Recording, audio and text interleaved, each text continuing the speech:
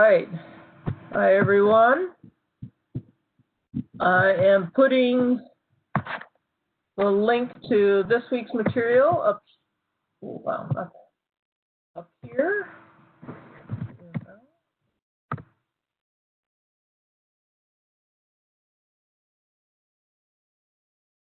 All right.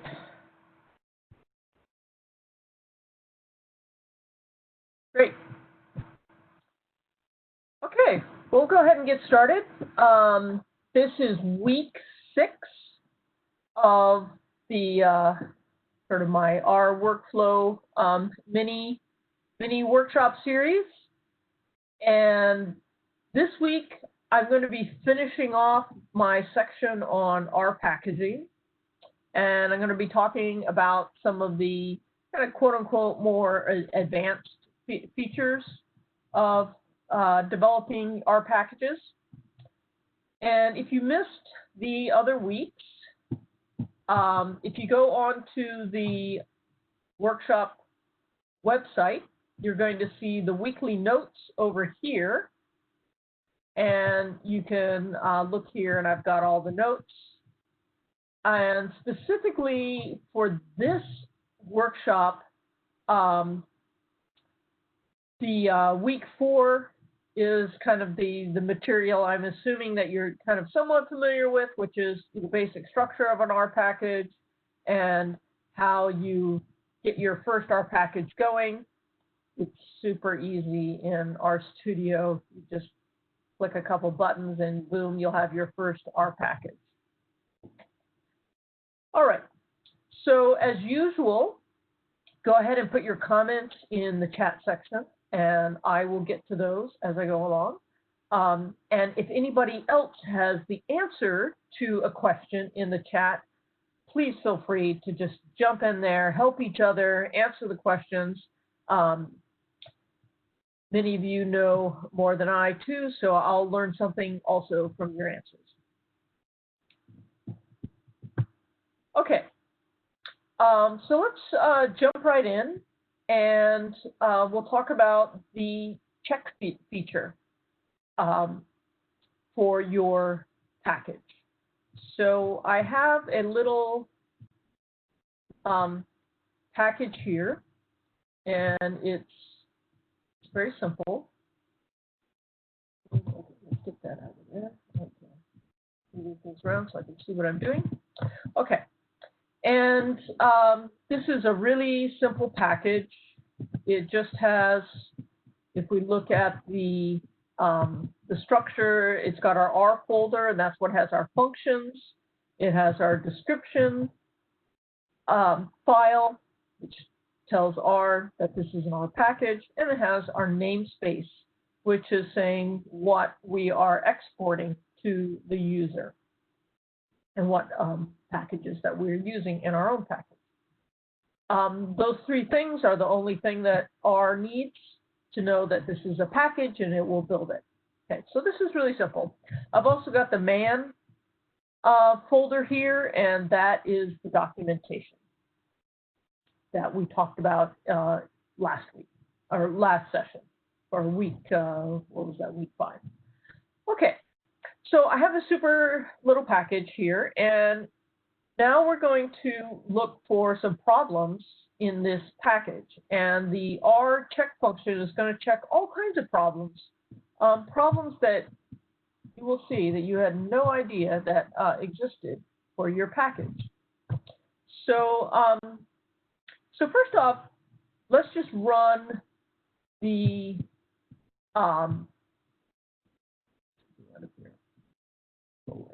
okay, so let's just run install and restart. So this should run fine. Okay, so you can see that this package doesn't have any fatal problems. It is building just fine, and it installs just fine. And the functions will work. If I do, I could print one of the functions and it would work. It all installed fine. However, this little package has some problems. And so let's run through the click the check button, and we'll see what those problems are. So it's going to run through a lot of different checks. If you have a big package, this will take a while.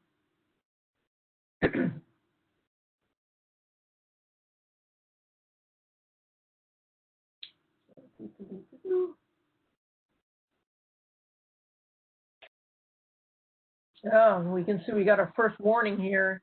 So they didn't like the license. We got another warning here. We've got something in our depends, but we didn't actually import it. It doesn't like that. Oh, we've got an undocumented code object. It doesn't like that. It wants you to be good and document all your functions. Okay, so so you can see we have a variety of problems. And so like I said, it built fine, but these are problems that are making your package not as robust, and some of them are worse than others. So let's, we have to kind of scroll through here. You can also go and early on, it told you where it was putting the check folder, and it's going right here into this my new package .r check. But when it first starts off the check, you just have to be focused and see where it's putting this. And you can go here and it'll have all this log information. But you can also just kind of scroll through here.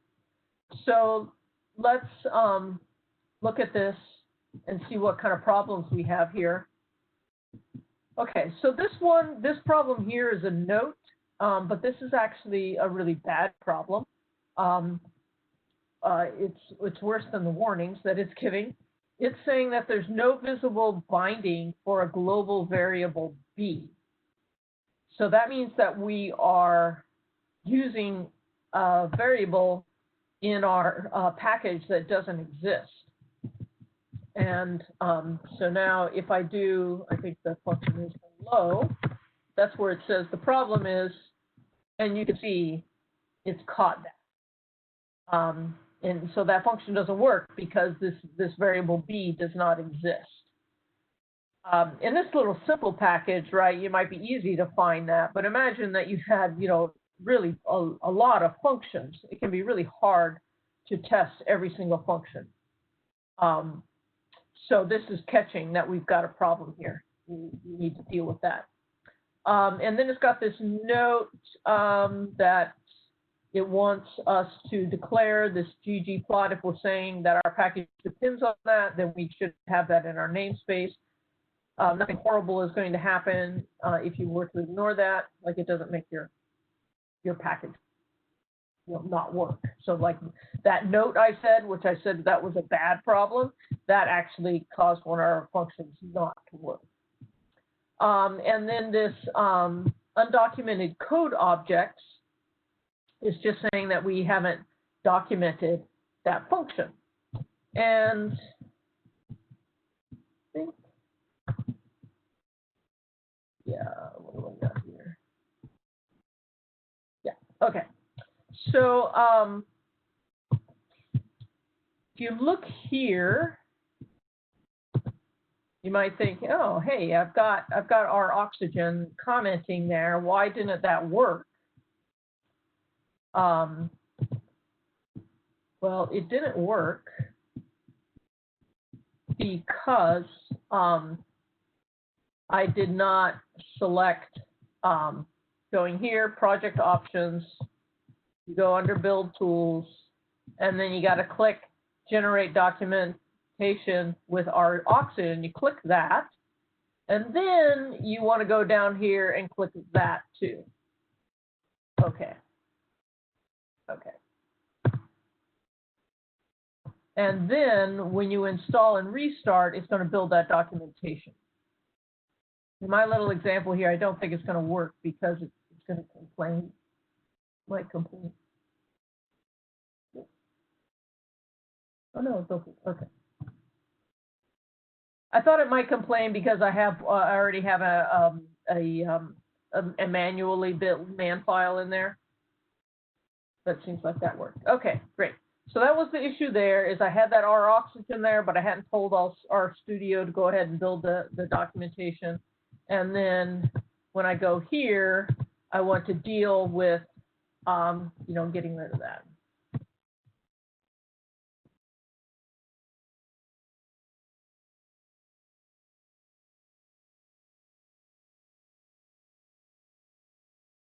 Okay.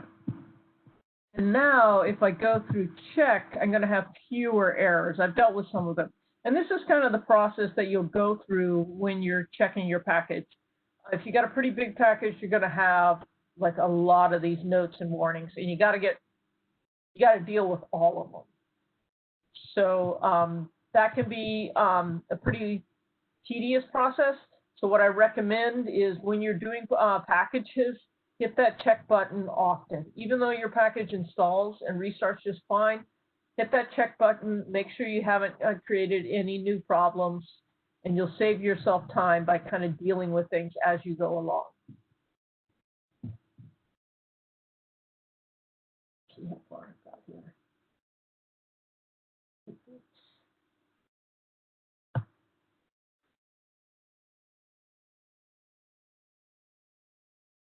There you go.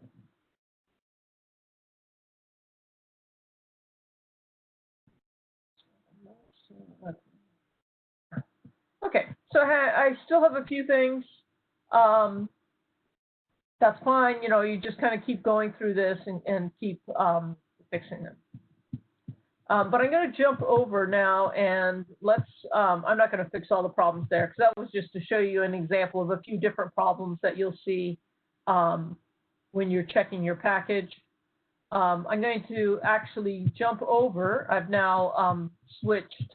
I'm at this My New Package. You can find this one in GitHub. Under My GitHub, if you look for My New Package, you'll see all the files here. And this is the one that I'm going to use to show you how to do vignettes. But let's go ahead and check.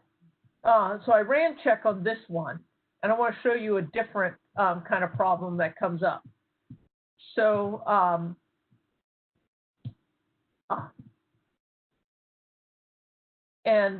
so this problem is it's kind of an interesting new problem that is happening.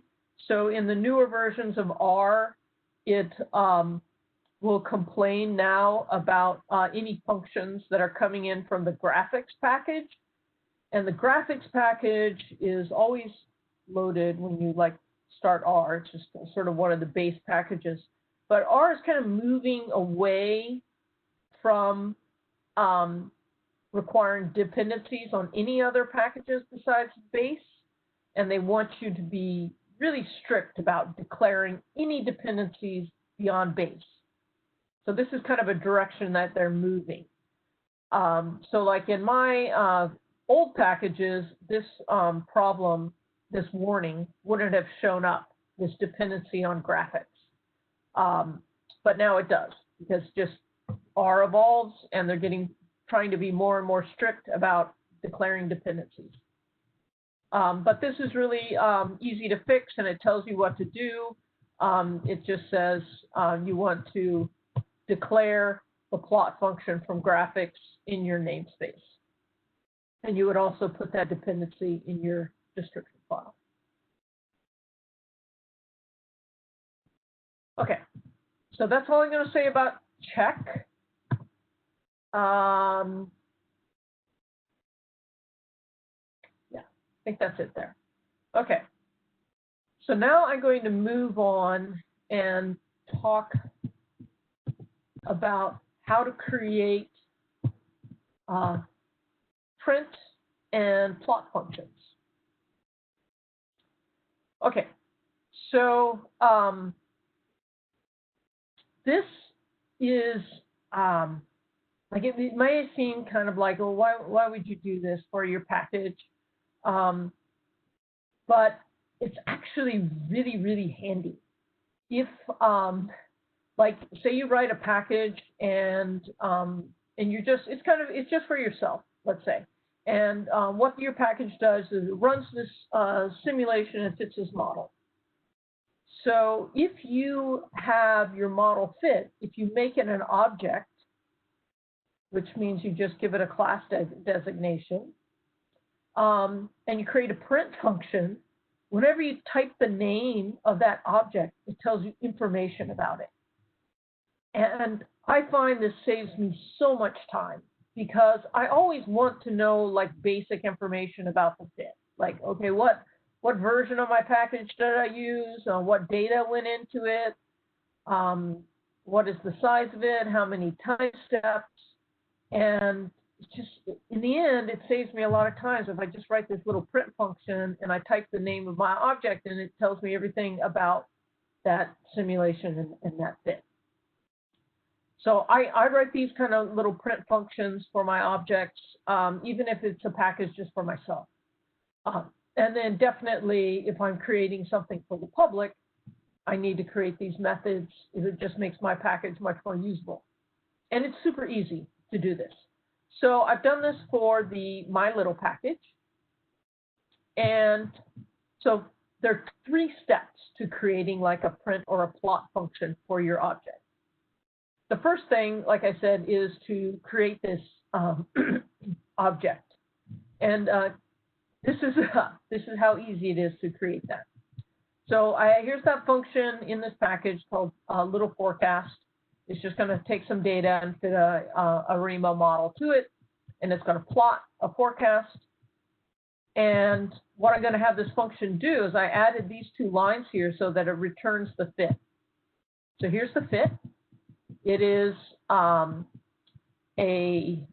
believe that would be an ARIMA object.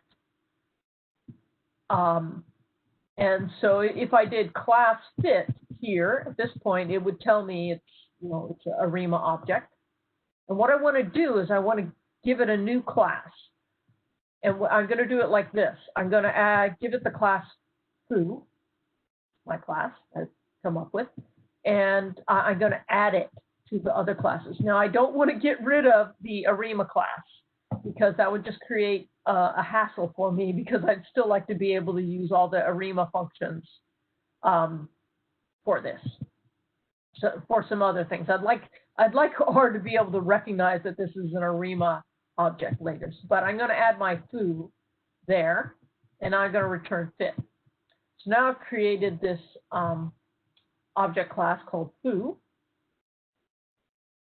And now I can create methods for that. And this is how you do it. You don't need the documentation that R is going to complain if you don't document all your objects. So here's our little documentation. And this is all that function looks like. It's just print dot foo. So it's print dot object name. That's it. If you have that in your package, then it's going to recognize that as a print function for foo objects, and anything that it recognizes as foo. So when you type class, the first thing in the list, if the first thing in the list is foo, it's going to use this print function. So there are print functions for ARIMA objects, and now this is going to supersede those. So it's not going to use the print functions for ARIMA objects. It's going to use my new foo method. Similarly, I can make a plot method. And it's same format, plot.foo, and do that. I make a little function for that. So there are all kinds of methods in R. Print and plot are really common ones, but lots of other things. There's, summary. There's coefficient. There's residuals. There's a huge list. All of them we're going to work exactly the same. It's just whatever the name of that method is, dot, and the name of your object. So that's really handy if you create an object and you want a special way of presenting the coefficients to users. You can write a coef dot object or coef dot foo, and you can customize how those coefficients appear to the user and their output. The R oxygen documentation just looks like that. It's pretty simple. You can also go on to other packages and see, how they write their R oxygen code for their print methods. So you do that, and then you're going to declare your methods in your namespace by putting these two lines in there. So S3 method, print, comma, and then the object name. If you use R oxygen to make your namespace, R oxygen will do this for you if you have @export. But in the example I'm showing you, we're manually creating the namespace just so we know exactly what's going on with it. All right, so let's see this in action. Okay, so here we go. We've got R here, and I've got my plot foo. That's what you just saw. And I've got my print foo. These are functions. All your functions will appear in your R folder. And only functions will appear in your R folder. And then my namespace, there we go. I've got those there. Okay. So let's go ahead, install and restart. Giving me some warnings, but nothing fatal.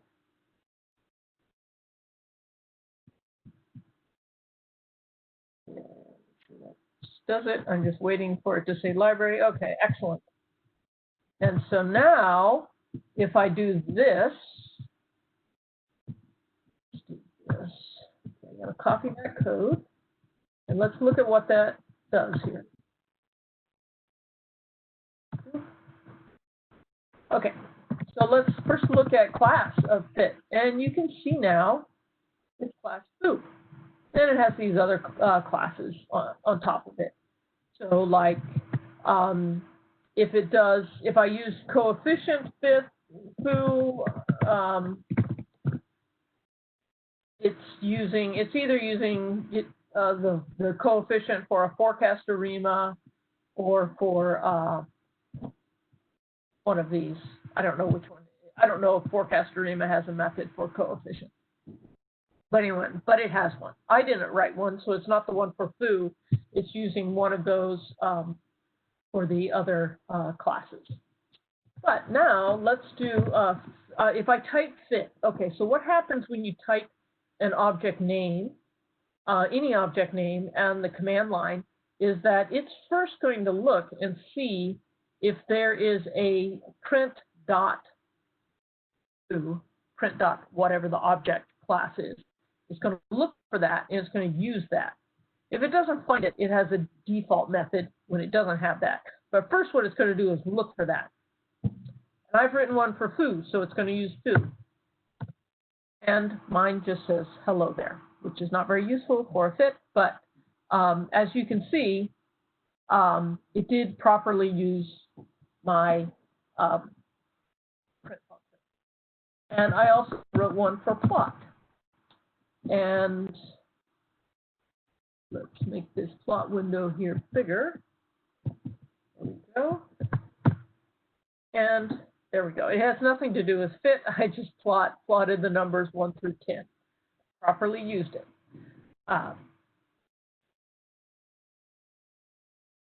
And all right.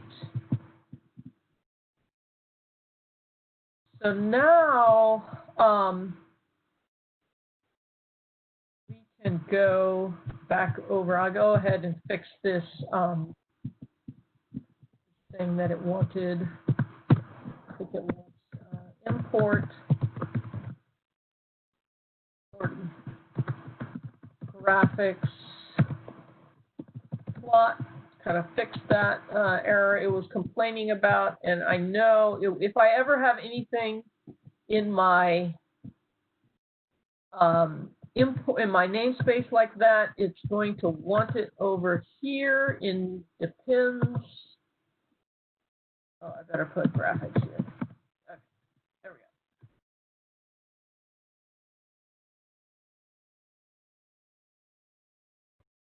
All right. Okay. So, any questions about those two things, about checking and printing and plotting methods, or making any other methods that you want?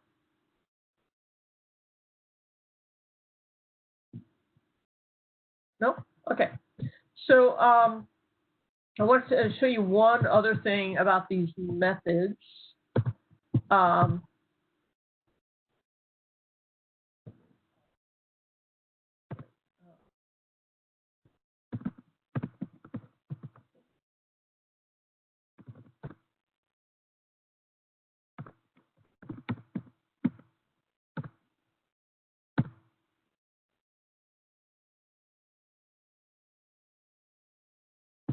Okay. So it's often useful to know the methods for other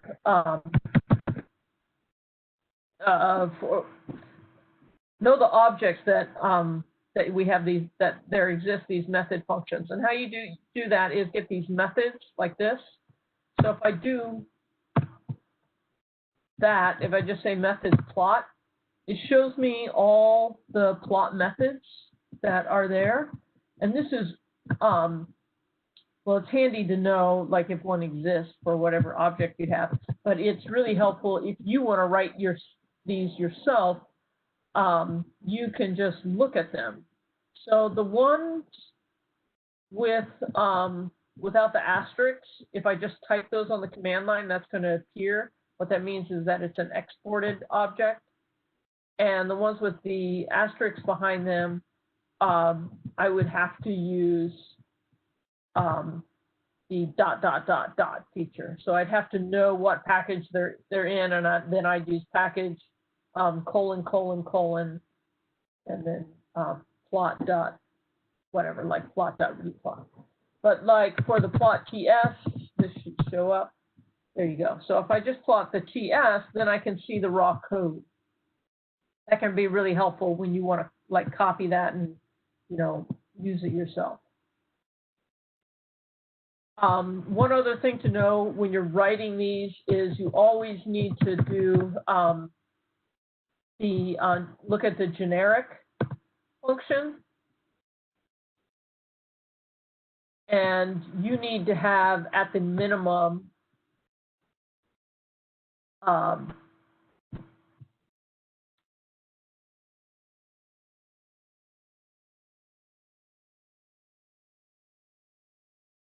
it's not complaining.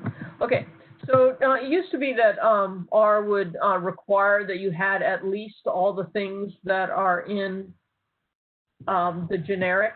So you'd have to have X, Y, and then the ... And mine doesn't, but I've got the ... there. And that that's usually critical. It's going to complain if you don't have the ... there. ... there is like, you know, anything extra you want to put on this function. That's not quite the technical definition, but that's close enough for right now. Okay, great.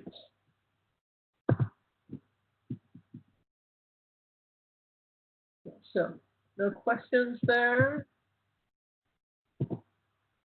Okay, so I'm going to go on to how to write vignettes.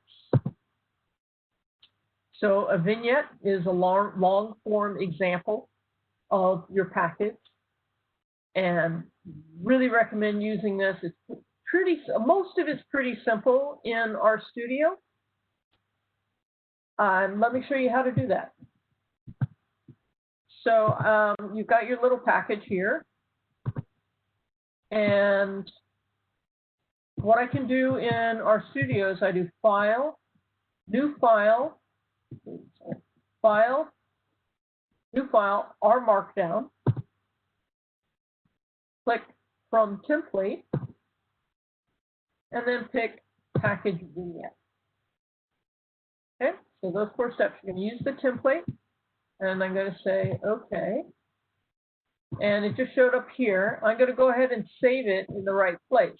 Now, the right place is this folder called Vignettes, and it needs to be spelled correctly. So 2 T's there. And you need to make that folder. So you're going to make that folder in your package, and then you're going to save this template file into that package. So let me go ahead and do that. Save as. You can see I've already got I've already got one here, and I'm adding another one. I'll call this Vignette 2.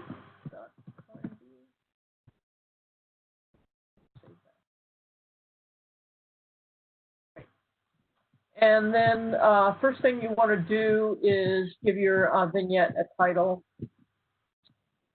You need to make sure this title is rather important. You want unique titles for your vignettes, so that's why I'm going to do that. And that's kind of the only thing that I need to change.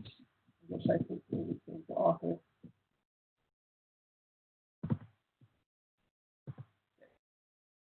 All right, so now, now I have a vignette. And the key thing is it's got all this header material there. And that's why that template is really useful, because it's going to stick all that stuff there for you. You don't have to remember what you need to put there. It's going to give you some options for your file here. You can change this if you want. This is just kind of a typical one. This collapse equals true allows your code in your vignette to collapse. And then it's going to change the way that comments appear in your code.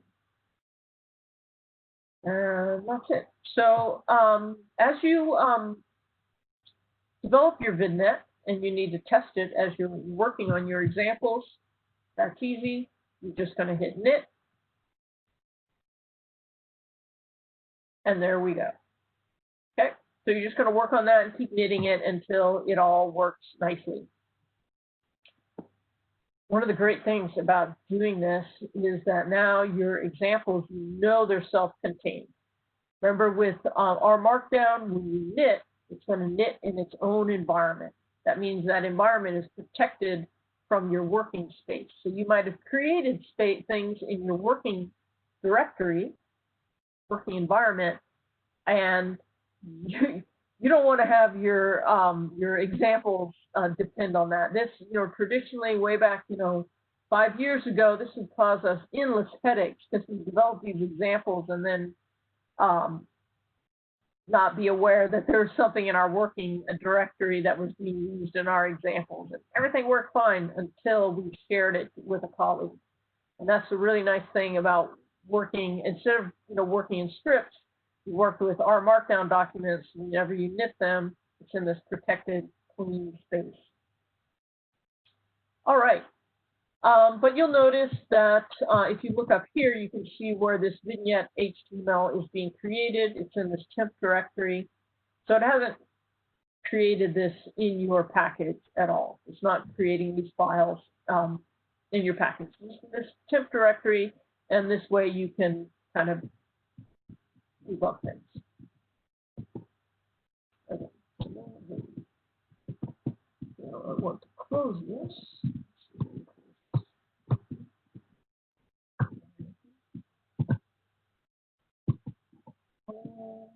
All right. Great. Okay. Any questions about that part? No? You guys are all quiet today. Okay.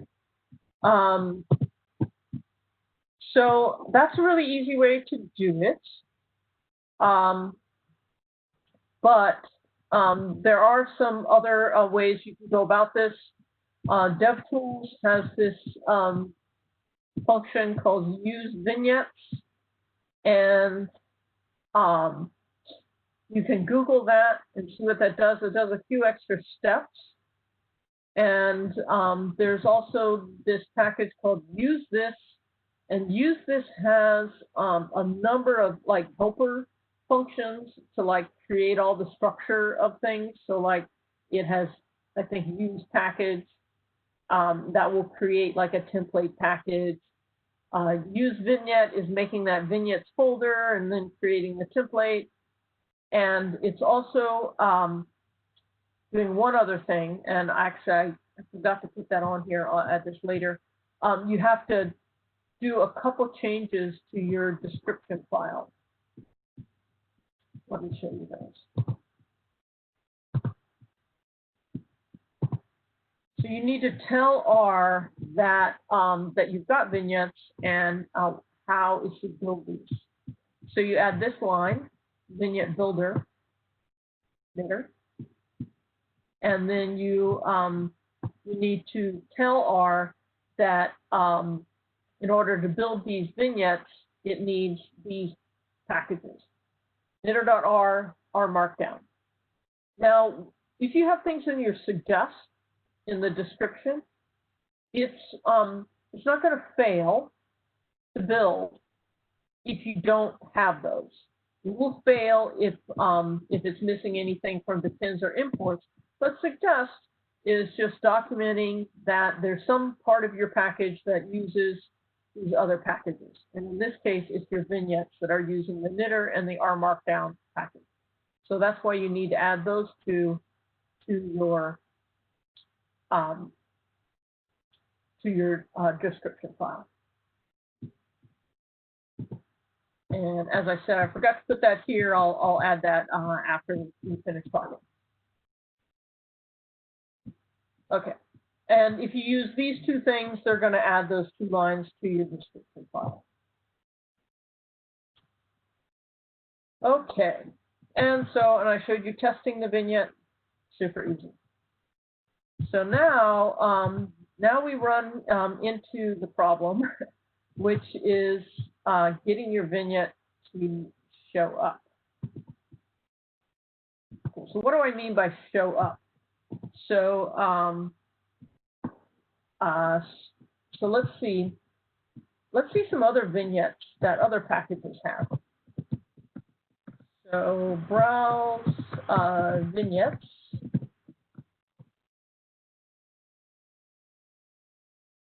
That's going to open this web page, and it's going to show me all the other vignettes that I have from other packages. And I have a whole lot of packages loaded, so this is quite long. It's going to show me all of them from the packages that I have loaded. So let's do, let's just do that.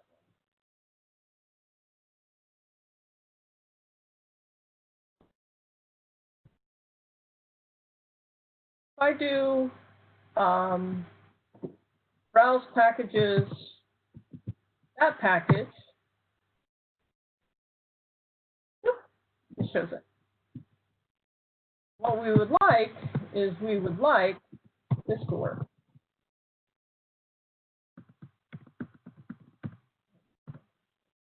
You can see it says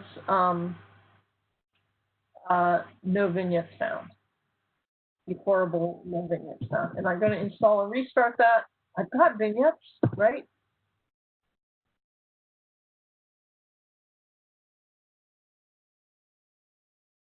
And it's going through. In a moment, we're going to show this here.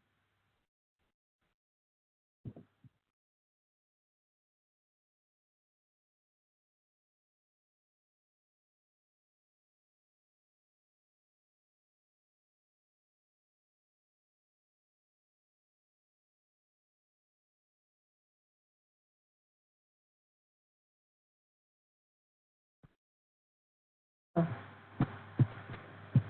Sorry.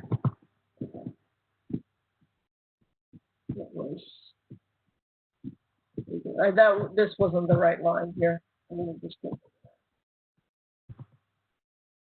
the check, it's going to tell me exactly what that import line should have been. Clearly, I used the wrong syntax there. Okay, so now it's built fine. Once I got rid of that thing from the namespace. And we have those vignettes, and yet, no, it's not showing it. It's saying no vignettes found. So what's going on? All right, so what's going on is that in RStudio, by default, when you hit that install and restart, it doesn't rebuild your vignettes. So let's change that. We're going to go into Tools, Project Options, Build Tools. I've got that. Configure. Okay. So normally what you would see by default, the vignettes are not checked. So what I happen to have it checked. So by default, it's not going to be checked. So you would check that. And you do OK. Oh, wait, there's one other thing that's not going to be there. Oftentimes, this one down here is not checked. And if you wanted to build all your documentation, every time you hit install and restart, you click that. When you have a complex package and you have vignettes that take a long time to build, most certainly do not want to have that checked, because every time you hit install and restart, it's got to go and build your vignettes, and that takes forever. So that's why normally you would have this not checked. But at the moment, we're going to make it build them, and so I've got that checked. Okay. So now as I do this again, I think we should see it pop up when it says okay, that it's building the vignettes. Building package, installing vignettes. Okay. So it's installing them. It should have worked, but it didn't. And this is a really frustrating thing with our studio, and people are complaining about it online, and they just haven't fixed the workflow yet. They're trying to fix. There's a couple of different reasons why this workflow, why they haven't fixed the workflow. It's because people have different workflows, and they've kind of solved the workflow problem probably for one set of people, and it's created problems for other sets of people. Okay, so what do you do? So my vignettes are here, and you can see that it just it built them. These are the ones you can see the timestamp here. When I just hit that, it built them. That was fine. It didn't rebuild these. That's because it looked and it saw, oh, hey, I don't need to rebuild them. That hasn't changed. If I had changed Vignette 1, these also would have rebuilt. Okay, so it's doing that, but it's not loading them to make it accessible to me. My browse vignette doesn't work, and that is really irritating. And what is even more irritating is if I push this up to GitHub, they also would not appear. They are not in the right place to build a package from GitHub or GitLab and have those vignettes appear. So I'm going to show you a workaround how to deal with this. So there are kind of two ways to do this.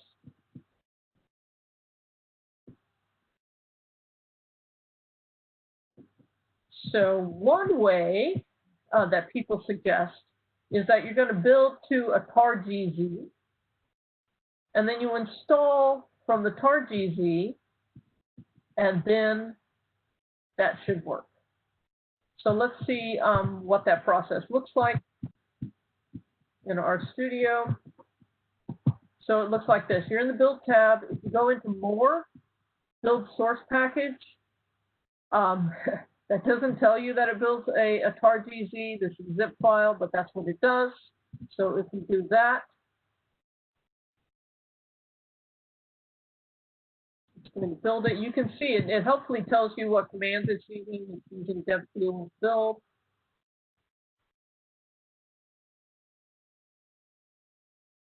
And create them. Did you see that thing? It said it created the vignettes. That's really helpful. And it told us where it saved it. So it's here in this folder, GitHub. Let's go check it out. So here I'm in the GitHub folder, and let's do date modified. Okay, here it is. This is the thing. Here's the timestamp. There it is. Excellent. Let's check that out. Ooh, not going to work.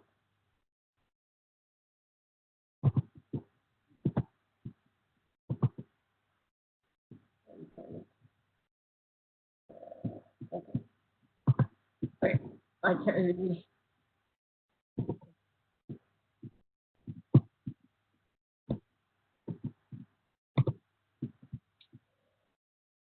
Okay. If I were able to open that zip file, you will see a new folder show up. And that new folder would be in this folder, inst. If I open that tar.gz and I double click that, you would see a folder called doc here. That is the key folder that needs to be there for vignettes. And it's going to be in that tar.gz, but it's not here in my source files.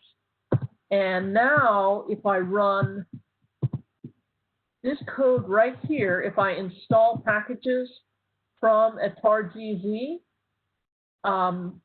I can never remember the code here, and you don't need to remember that. You go into packages, install, and the default is going to be cran, but you can also say pack from a package archive. Now you're going to browse to it. It was in GitHub. It's right there. I open, I say install. So this is the package I built this tar.gz, and now it gave me a bunch of warnings about that I haven't updated ggplot2. That's fine. These graphics, just ignore that. That's something old. So I've installed this new one. Remember, when you install things, then you have to write library, my new package. So now I've loaded that, and now, hey, it worked, finally. Great, and you can see it's got my 2 vignettes there. So it worked. Great, that's what I want. Okay. So interestingly, when I was testing this material, I noticed that this works fine on my PC, and it doesn't work on my Mac. Yes, it's very typical for this workflow problem to be like that. Okay, so that's very nice, except that's not how we share packages. You know, if you're putting it on GitHub or GitLab, you're installing it from GitHub or GitLab. You're not installing from the tar.gz. So that's really irritating because it's creating not the thing that you need to put onto GitHub. So how do you deal with that? So what I said, remember I said that it's, the key thing is creating that doc folder within here, and that's the doc folder I need. So I'm going to show you how I deal with this problem, because I have to cope with this all the time. It drives me absolutely nuts if they haven't fixed this.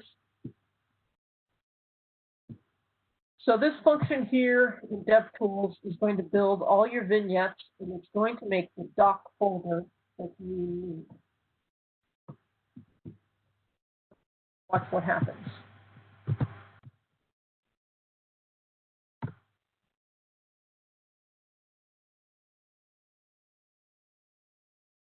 Building. Yay. Come on, these aren't that hard. It's kind of slow.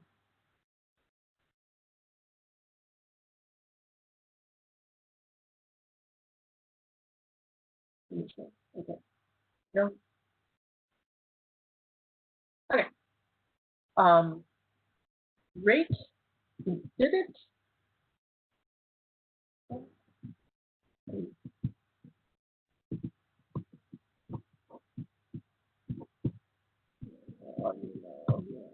Okay.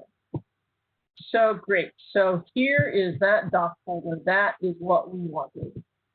And there, it's got all the stuff in here. You can see the timestamp. We built everything and it moved it over there. That's great. That's what we wanted. It's got this meta. This is the index thing. So that looks good, except that's not where we need it. We don't need it at the base like that, and it matters. If I were to install and restart, it's still not going to find the vignettes because they're not where they're supposed to be. Which again is this irritating thing with the workflow.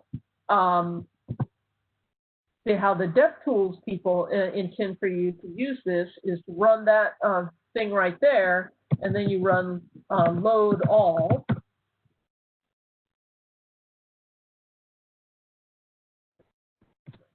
This, load all. Well,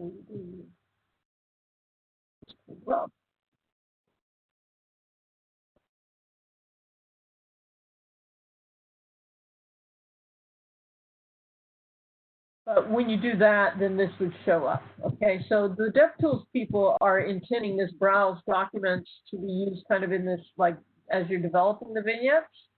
But people don't need to do that anymore because now you can just use the knit button. So it's kind of outdated. But people still need that the build vignettes to get this doc folder. But it's in the wrong place. And it's got this meta, which is the index that you don't need. So what you do is you, if you are developing a package and you want your vignettes to be part of that package on GitHub or GitLab, you use DevTools build vignettes to build things, and then you manually go through, you delete this, yes, and you take this and you move into it. In my bigger packages, I have a make file that's running through all the building, and it does that for me. On smaller things, I would do this manually, but obviously I've got to always remember to do this. And now I've got that in the right place.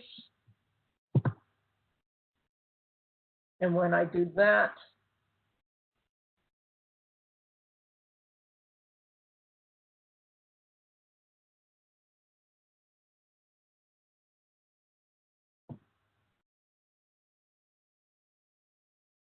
done. I redid it. Let's wait till it shows up here. Yep. Okay, it's reloading it. Great. And you can see here, it didn't actually change the timestamps on these. It had that really helpful thing. It said, oh, I'm rebuilding the vignettes, but it wasn't. But because I had that doc folder there, now when I do browse vignettes, that shows up. All right, so that's an annoying workflow if you're creating packages that you are releasing on GitHub or GitLab. Just something to be aware of. Otherwise, you'll spend many hours going crazy.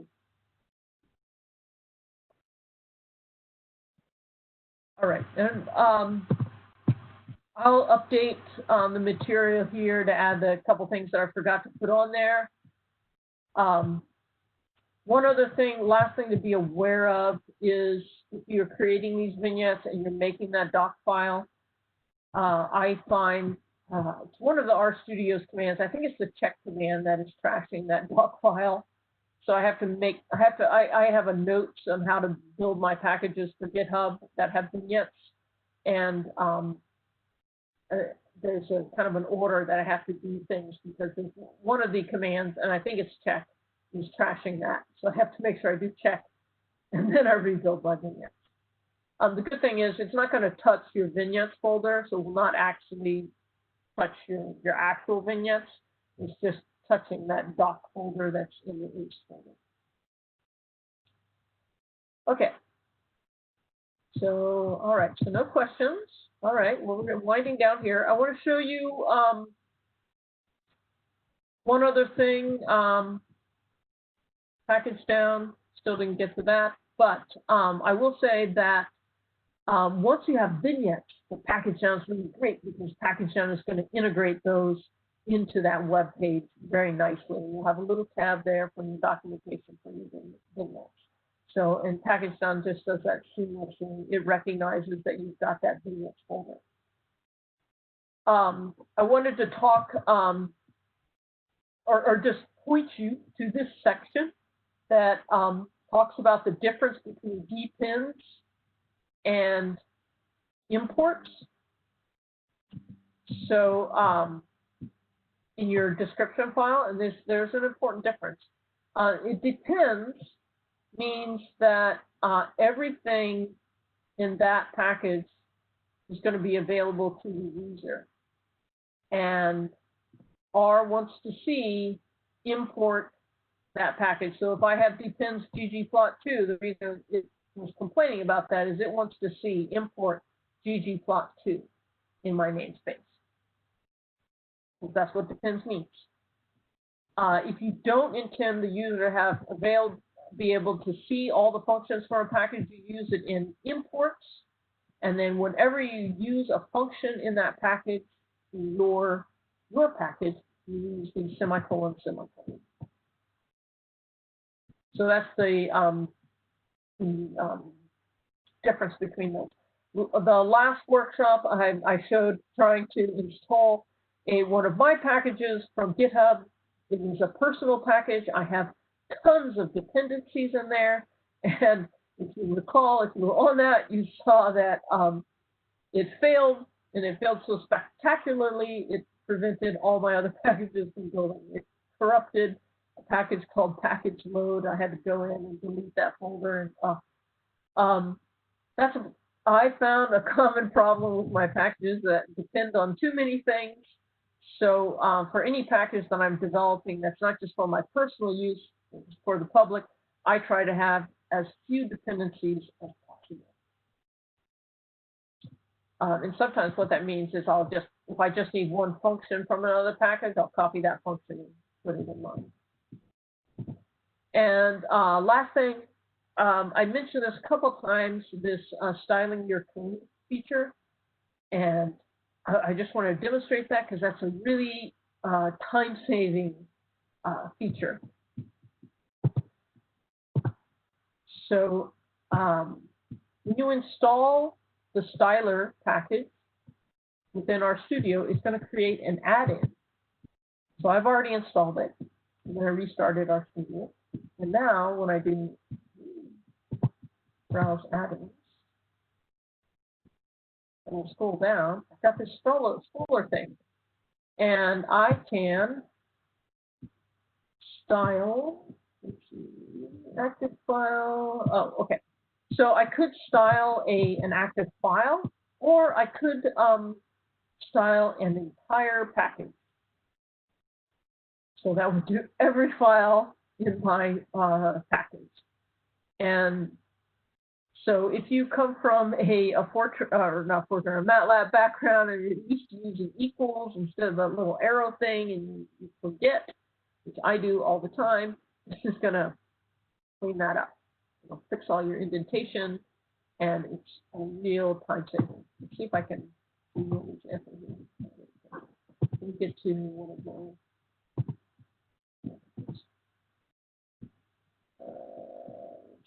Let's do that. Okay. Let's do that one. Okay.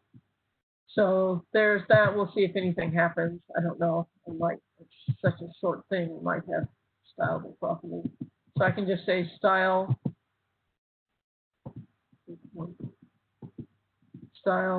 and then execute.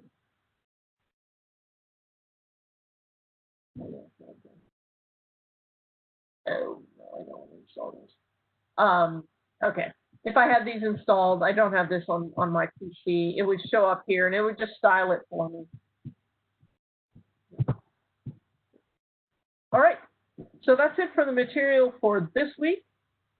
Next week, it's going to be back to Git, and I'm going to be talking about some practical advice for collaborating with teams, or even collaborating with yourself on with GitHub, GitLab, and Git. I'll talk about how to use branches, how to do pull requests, and how to do releases for your packages. It doesn't have to be packages. Be kind of anything that you have on GitHub or GitLab. You can use this. And I use branches all the time when I am developing something new. I work on a branch, and then I merge that in later. And I've learned over time how to reduce my headaches in doing that and not create trouble for myself. All right, that's it for everything I have.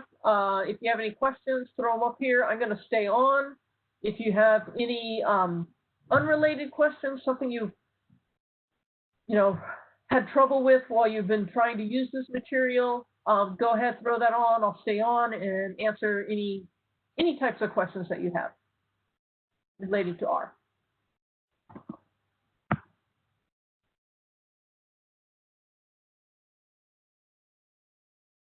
You can just unmute yourself also if you have a question. You don't have to throw that into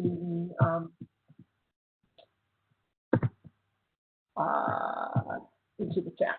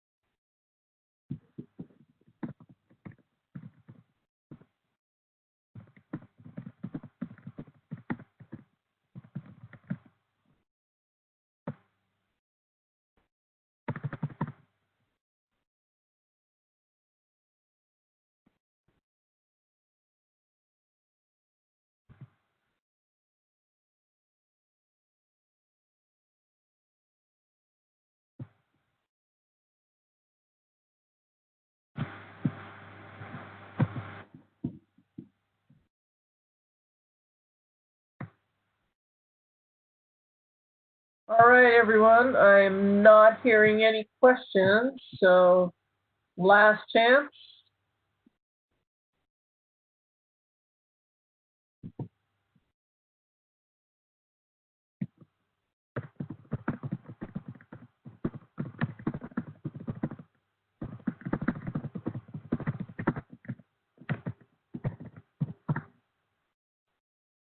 Okay.